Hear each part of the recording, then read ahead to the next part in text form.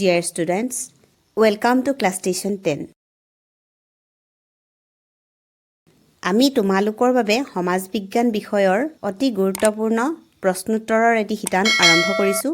ইয়াৰ আগত আমি ইতিহাস অংশটোৰ ভাৰত আৰু উত্তৰ পূৰ্বাঞ্চলৰ সাংস্কৃতিক ঐতিহ্যৰ নামৰ এই চেপ্টাৰটো আলোচনা কৰিছিলোঁ। তাৰ গুৰুত্বপূৰ্ণ প্ৰশ্নসমূহ তোমালোকে নিশ্চয় পাইছা। ওপৰৰ আই বটনত গৈ তোমালোকে চাব পাৰিবা। আজি আলোচনা কৰিম ৰাজনীতি বিজ্ঞানৰ প্ৰথমটো অধ্যায় ভাৰতীয় গণতন্ত্ৰ। এই অধ্যায়ৰ অতিকৈ গুৰুত্বপূৰ্ণ প্ৰশ্নসমূহ আমি আলোচনা কৰিব বিচাৰিছোঁ।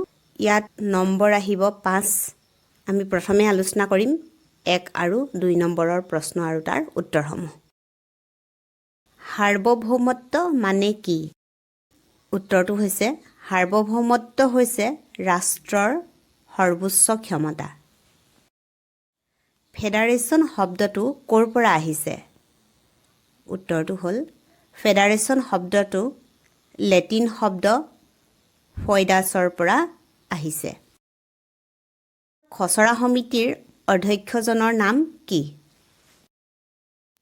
খচৰা সমিতিৰ অধ্যক্ষজনৰ নাম হৈছে ডক্টৰ B.R.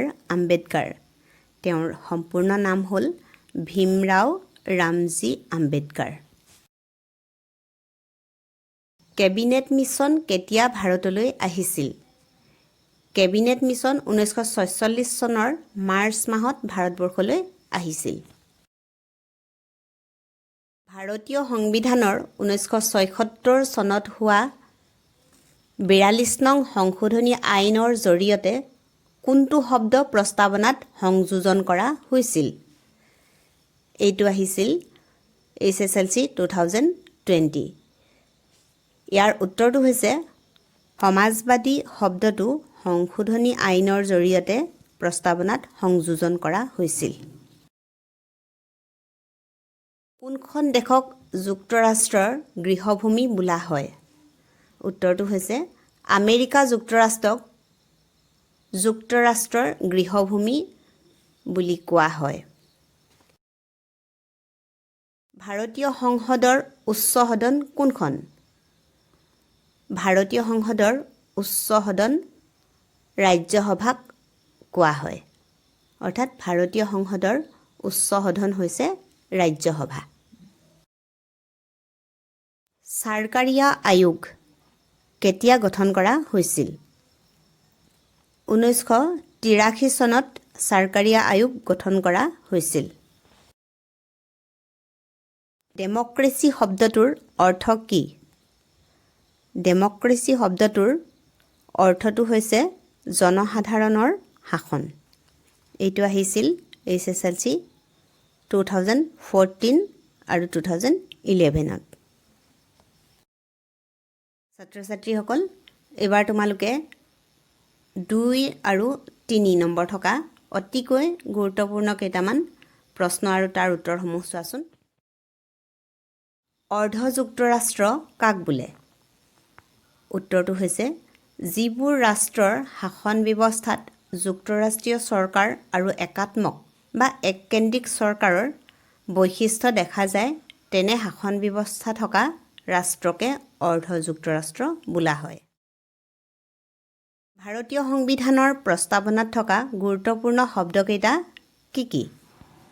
উত্তৰ হৈছে ভাৰতীয় সংবিধানৰ প্ৰস্তাৱনাত থকা গুৰুত্বপূৰ্ণ শব্দকেইটা হৈছে সাৰ্বভৌম, সমাজবাদী, ধৰ্মনিৰপেক্ষ, গণতান্ত্ৰিক আৰু প্ৰজাতন্ত্ৰ।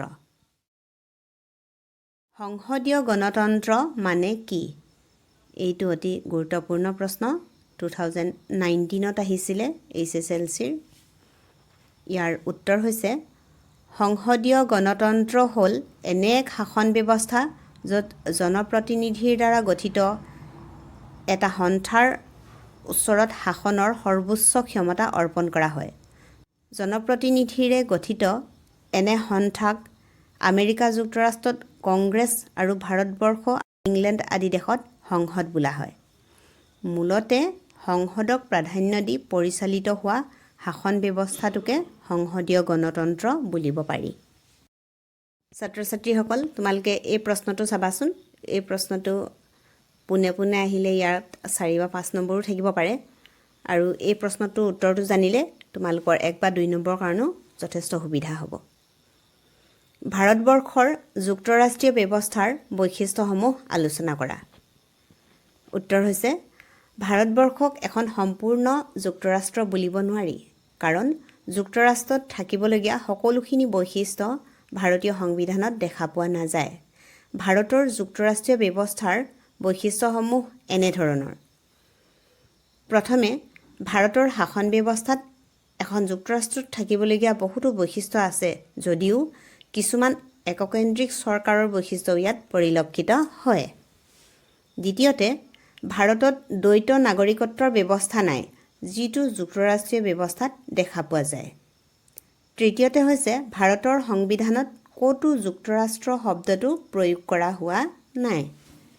চতুৰ্থতে হৈছে অন্য যুক্তৰাষ্ট্ৰৰ দৰে ভাৰতৰ অংগৰাজ্যবোৰ পৃথক হৈ যোৱাৰ অধিকাৰ সংবিধানত দিয়া হোৱা নাই। পঞ্চমতে, ভাৰতীয় যুক্তৰাষ্ট্ৰ ব্যৱস্থাত কেন্দ্ৰীয় চৰকাৰক ৰাজ্য চৰকাৰবোৰতকৈ অধিক কৰ্তৃত্ব দিয়া হৈছে। ভাৰতীয় যুক্তৰাষ্ট্ৰৰ বৈশিষ্ট্য আৰু বহুতো আছে, কিন্তু সদ্যহতে তোমালোকে এইখিনিয়ে যথেষ্ট হ'ব। পৰ্যায়ক্ৰমে ওপৰৰ শ্ৰেণীবোৰত ইয়াৰ বহুল ব্যাখ্যা পাই যাবা। ছাত্ৰ ছাত্ৰীসকল, আজিৰ প্ৰশ্নোত্তৰৰ আলোচনাটি ইমানতে সামৰিছোঁ।